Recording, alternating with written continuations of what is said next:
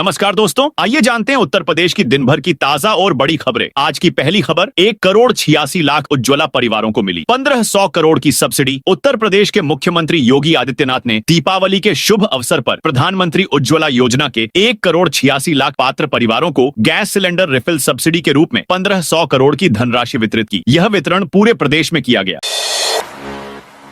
योगी बोले, यमराज का टिकट चाहिए तो छेड़खानी करके देखो। अगर बेटी की सुरक्षा के साथ खिलवाड़ किया तो तय मानिए यमराज अगले चौराहे पर खड़े मिलेंगे। अगर किसी को यमराज का टिकट कटवाना है तो बेटी के साथ खिलवाड़ करके देख ले। यह सिर्फ यूपी सरकार ही कर सकती है। ये बातें उत्तर प्रदेश के मुख्यमंत्री योगी आदित्यनाथ ने लखनऊ में एक कार्यक्रम के दौरान कही। उन्होंने यह भी कहा, त्योहारों और उत्सवों को शांतिपूर्ण और सौहार्दपूर्ण तरीके से मनाया जाना चाहिए। जमीन खरीदना और बेचना आसान करने जा रही योगी सरकार यूपी में जमीन खरीदना और बेचना आसान करने जा रही है। जमीन के सर्किल रेट तय करने की दुश्वारियों को दूर किया जाएगा। ऐसी जमीन खरीदने वालों को राहत मिलेगी जो मुख्य मार्ग से कुछ दूरी पर स्थित है। यही नहीं, व्यवस्था बदलने के बाद पूरी जानकारी भरकर अपनी जमीन का सर्किल रेट स्टैंप विभाग की वेबसाइट पर ऑनलाइन देख सकेंगे। लखनऊ में गुंडा टैक्स से बंद हुई दुकानें। लखनऊ के बिजनौर थाना क्षेत्र के परवर पश्चिम गांव में पूर्व ग्राम प्रधान के सिंह और उसके 6 भाइयों से 15 से ज्यादा परिवार दहशत में है। के सिंह इलाके में दुकान लगाने वालों से गुंडा टैक्स मांगता है। विरोध करने वाले दुकानदारों को लाठी डंडों से पीटता है। शुरुआत में लोग थाने पर फरियाद लेकर गए, लेकिन उसके रौब के चलते उल्टा पीड़ित को फटकार कर भगा दिया गया।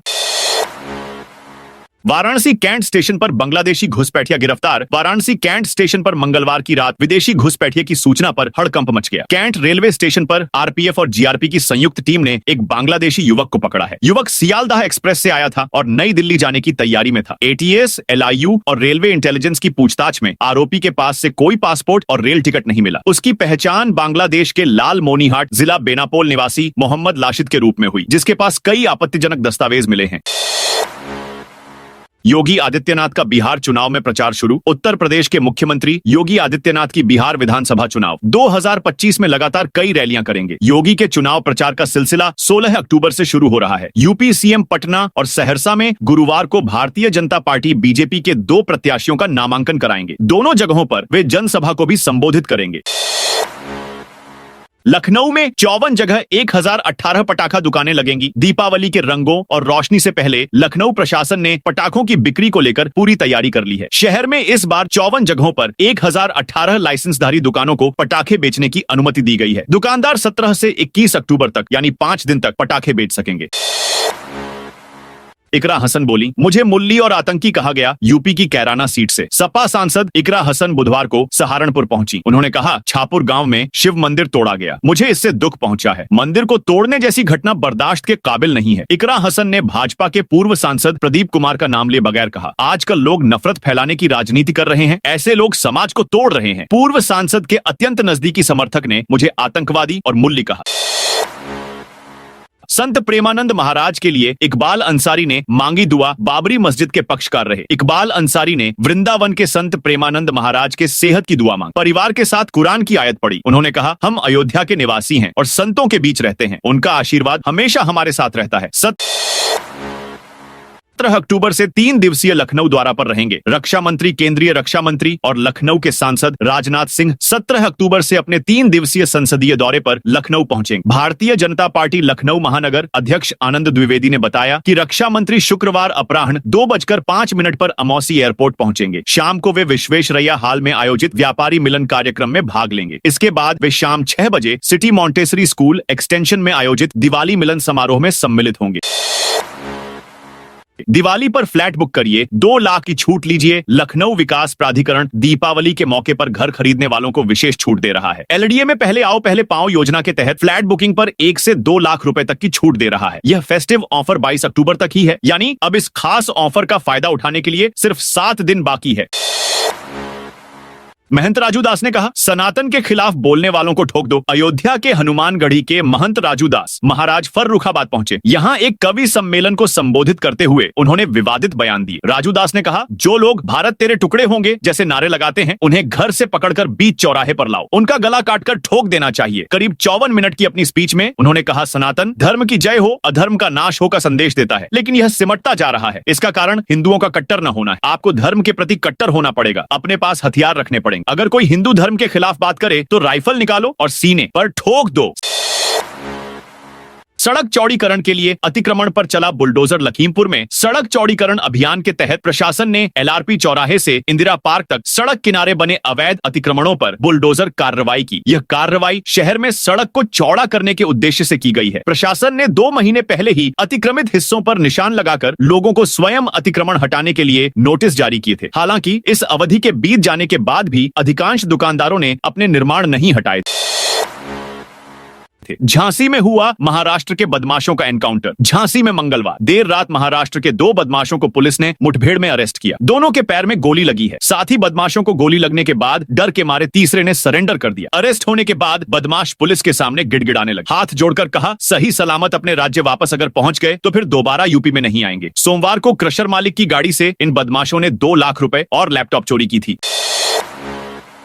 दीपावली पर 1 रुपए में लीजिए BSNL का सिम। BSNL भारत संचार निगम लिमिटेड ने आज बुधवार को महत्वपूर्ण बिक्री प्रोत्साहन कार्यक्रम दीपावली बोनांजा निःशुल्क सिम ऑफर की घोषणा की है। इस कार्यक्रम का उद्देश्य बाजार में एक्टिवेशन को तेजी देना, मोबाइल नंबर पोर्टेबिलिटी को प्रोत्साहित करना है। इस प्लान के तहत उपभोक्ता BSNL प्रयागराज एवं कौशाम्बी के सभी ग्राहक सेवा केंद्रों से अब मात्र 1 रुपए का भुगतान करके नई BSNL सिम प्राप्त कर सकते हैं या अपने मौजूदा नंबर को BSNL में पोर्ट करवा सकते हैं। प्रमोद कृष्णम बोले, सांसद बर्क आतंकवादियों के रिश्तेदार। जियाउर रहमान बर्क तो आतंकवादियों के रिश्तेदार हैं। इन लोगों ने अपनी पूरी जिंदगी चोरी और दलाली के पैसों से कारवां चलाया है। हिंदू मुस्लिम में नफरत बोकर राजनीति की है। संभल को उन्होंने सिर्फ दंगे और जख्म दिए हैं। आज संभल की बदनामी की जड़ में यही परिवार है। शांति बहाली के लिए इन पर NSA लगाना जरूरी है। ये बातें संभल स्थित कल्की धाम के पीठाधीश्वर आचार्य प्रमोद कृष्णम ने बुधवार को दैनिक भास्कर से बातचीत के दौरान कही। उन्होंने कहा, राष्ट्र और राम के सम्मान के साथ कभी भी समझौता नहीं होगा, फिर चाहे कोई भी हो। मुझे किसी का डर नहीं है, चाहे मुझ पर कितने ही मुकदमे हो जाएं।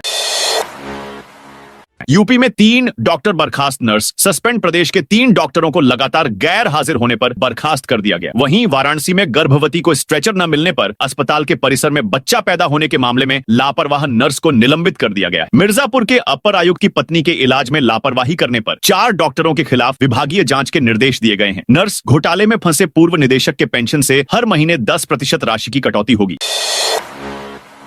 फर्रुखाबाद SP आरती सिंह ने हाईकोर्ट में माफी मांगी। फर्रुखाबाद की SP आरती सिंह ने बुधवार को इलाहाबाद हाईकोर्ट में माफी मांगी। हैबियस कॉर्पस मामले में SP ने जस्टिस JJ मुनीर और संजीव कुमार की खंडपीठ के सामने हलफनामा दाखिल किया। SP ने अदालत को बताया, पूरे मामले की जांच कराकर दोषी पुलिसकर्मियों पर कार्रवाई की जाएगी। अदालत ने दोनों पक्षों को सुनने के बाद फैसले को सुरक्षित रख लिया है। अभी तारीख तय नहीं हुई है।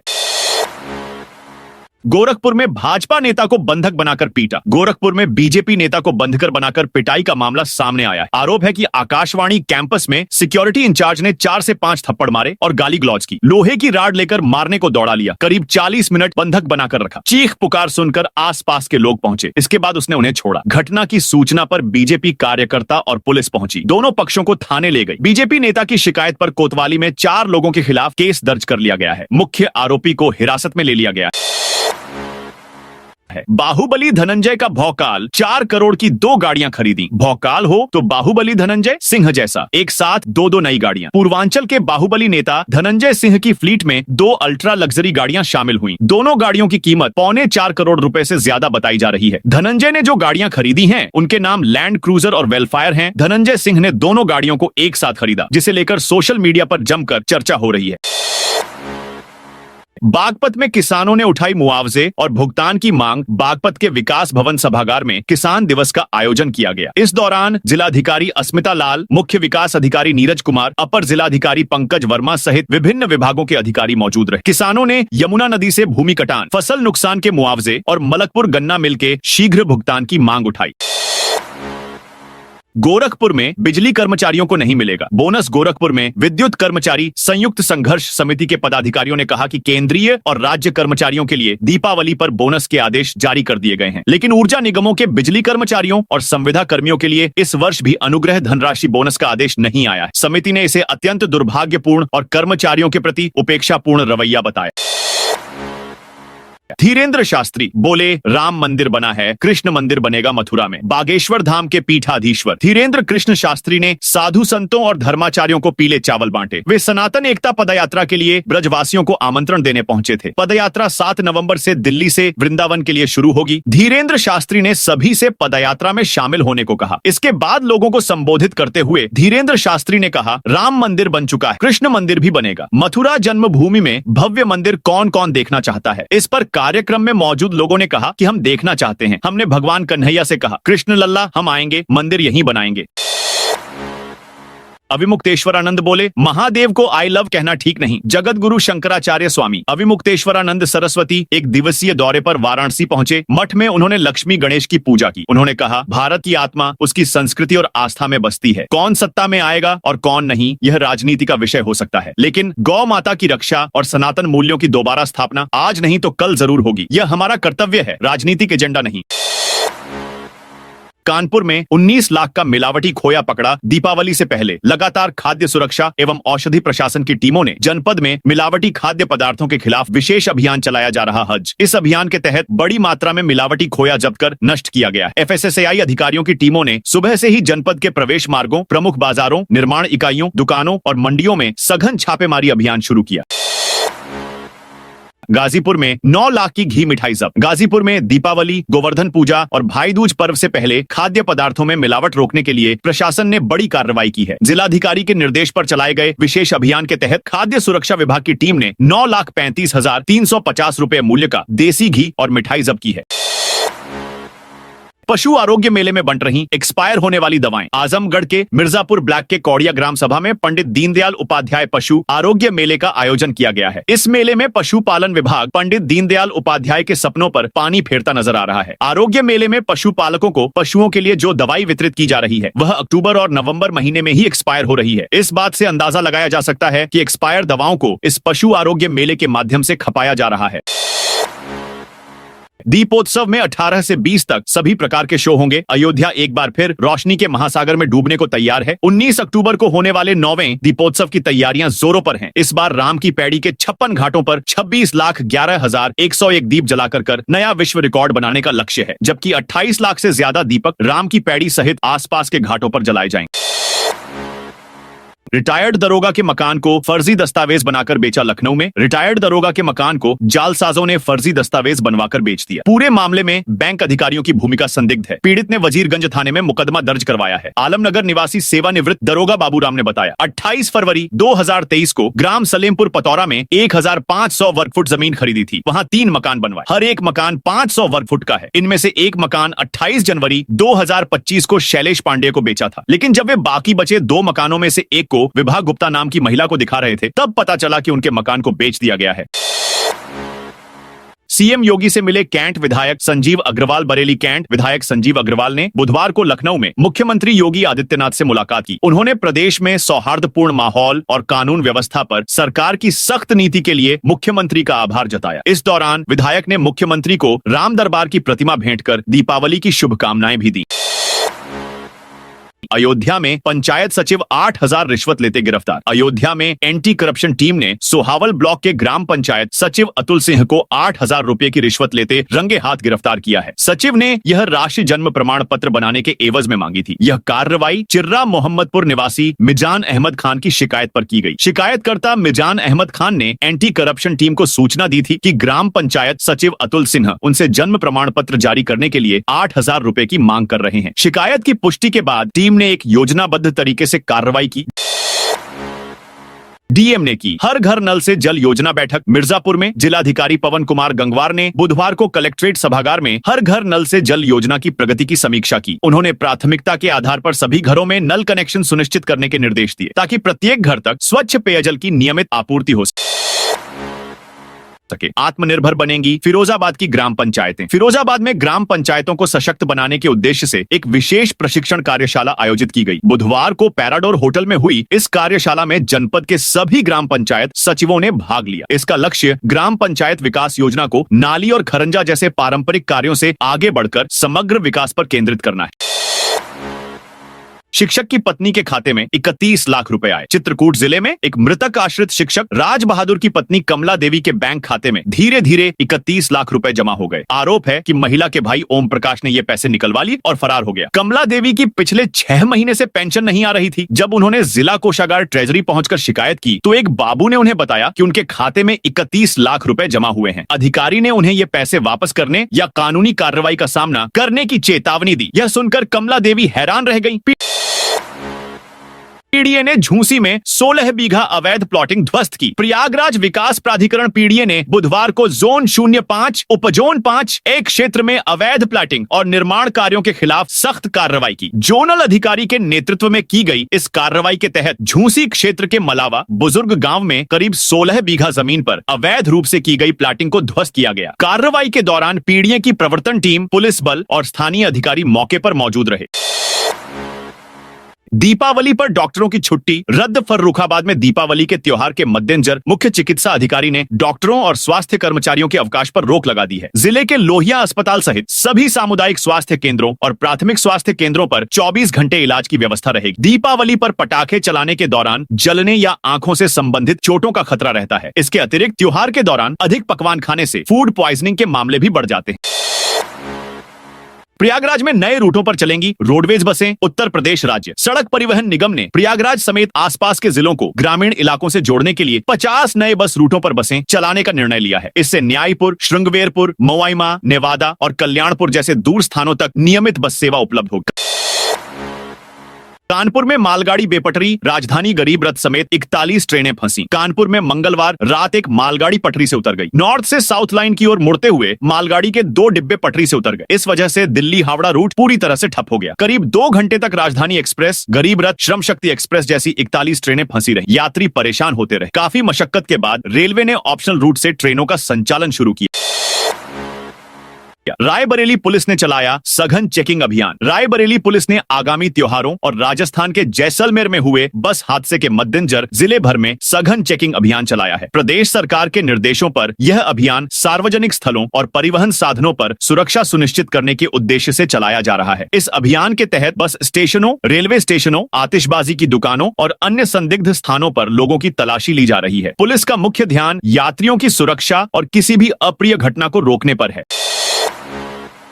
नलकूप विभाग के निःशुल्क बोरिंग कार्यों की जांच रिपोर्ट पर असंतोष। कानपुर देहात में जिला पंचायत की बैठक संपन्न हुई, जिसमें सांसद देवेंद्र सिंह भोले और जिला पंचायत अध्यक्ष नीरज रानी ने विकास कार्यों में तेजी लाने के निर्देश दिए। बैठक में नलकूप विभाग के निःशुल्क बोरिंग कार्यों की जांच रिपोर्ट पर असंतोष व्यक्त किया गया। सीडीओ को पुनः जांच कर कार्रवाई सुनिश्चित करने के निर्देश दिए गए। आईडीसी के सामने रखा गया पुश्ता एलिवेटेड का रोड मैप। नोएडा पुश्ता रोड पर एलिवेटेड बनाने की दिशा में प्राधिकरण ने एक कदम और बढ़ा दिया है। हाल ही में औद्योगिक अवस्थापन आयुक्त ने प्राधिकरण की समीक्षा बैठक की थी। इस बैठक में प्राधिकरण ने उनके समक्ष पुश्ता रोड पर एलिवेटेड परियोजना की पूरी जानकारी साझा की। उन्हें बताया गया कि किसी तरह से यहां एलिवेटेड रोड की योजना को बनाया गया। बजट का हवाला देते हुए इसे एनएच घोषित करवाने की मांग भी रखी। साथ ही सिंचाई विभाग से जल्द एनओसी लेने का आग्रह किया गया। सोनभद्र में 2.51 लाख उज्ज्वला लाभार्थियों को सब्सिडी। सोनभद्र में प्रधानमंत्री उज्ज्वला योजना के 2.51 लाख से अधिक लाभार्थियों के खातों में दीपावली के अवसर पर कैश रिफिल सब्सिडी हस्तांतरित की जाएगी। यह घोषणा मुख्यमंत्री योगी आदित्यनाथ के संबोधन के सजीव प्रसारण के दौरान की गई, जिसे कलेक्ट्रेट सभागार में सुना गया। 12 दिसंबर को लगेगी लोक अदालत। वाराणसी के जिला एवं सत्र न्यायालय में लोक अदालत का आयोजन 13 दिसंबर को किया जाएगा। इस लोक अदालत में 50,000 से अधिक मामलों का निस्तारण किया जाएगा। 13 दिसंबर रविवार को आयोजित होने वाली लोक अदालत वर्ष की आखिरी लोक अदालत होगी। अपर जिला जज आलोक कुमार ने बताया कि राष्ट्रीय लोक अदालत के लिए हाई कोर्ट और शासन से संवाद के बाद नई तारीख का फैसला लिया गया। नवागत जिला जज संजीव शुक्ला की अध्यक्षता में लोक अदालत आयोजित की जाएगी। बटेश्वर मेले में पहुंचा पूर्व मंत्री के बेटे का घोड़ा। आगरा के बाह में 14 से 19 अक्टूबर तक चलने वाले बटेश्वर का ऐतिहासिक पशु मेले में उच्च नस्ल के पशुओं की भरमार है। यहां आया आगरा का किंग 1 करोड़ 21 लाख रुपए का बताया जा रहा है। नकुली नस्ल का यह घोड़ा पूर्व मंत्री चौधरी उदयभान सिंह के बेटे शशांक चौधरी का है। यमुना नदी के तट पर आयोजित करीब 400 साल पुराने मुगलकालीन मेले में घोड़े के अलावा ऊंट, गाय और अन्य जानवरों का व्यापार होता है। इसे उत्तर भारत का सबसे बड़ा पशु मेला माना जाता है। इस बार मेले में 50 से 25 लाख रुपए तक के घोड़े मौजूद।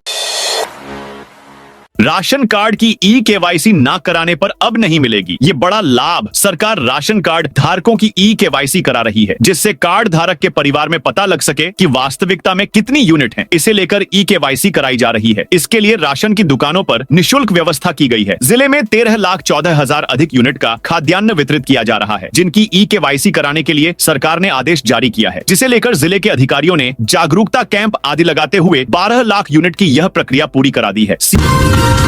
पीएम योगी का तोहफा यूपी के किसानों को फ्री में बांटी जाएगी। ये चीज रब्बी सीजन में सरकार तिलहनी फसलों को बढ़ावा देने के प्रयासों में जुटी है। इस बार किसानों को तिलहन के 5,50,000 बीज मिनीकिट का निःशुल्क वितरण किया जाएगा। इसके साथ ही उत्पादन बढ़ाने की नई तकनीकों की जानकारी देने के लिए किसान पाठशालाओं का भी आयोजन किया जाएगा। कृषि विभाग के अनुसार रब्बी फसल में तिलहन की फसलों का क्षेत्रफल एवं उत्पादन खरीफ मौसम की अपेक्षा अधिक होता है। फसलों पर कीट एवं व्याधि का संक्रमण भी कम होता है, जिससे अधिक उत्पादकता मिलने की संभावना रहती है। किसानों को तिलहन के लिए प्रोत्साहित करने के लिए विभाग द्वारा कई योजना और अनुदान आधारित कार्यक्रम चलाए जा रहे हैं।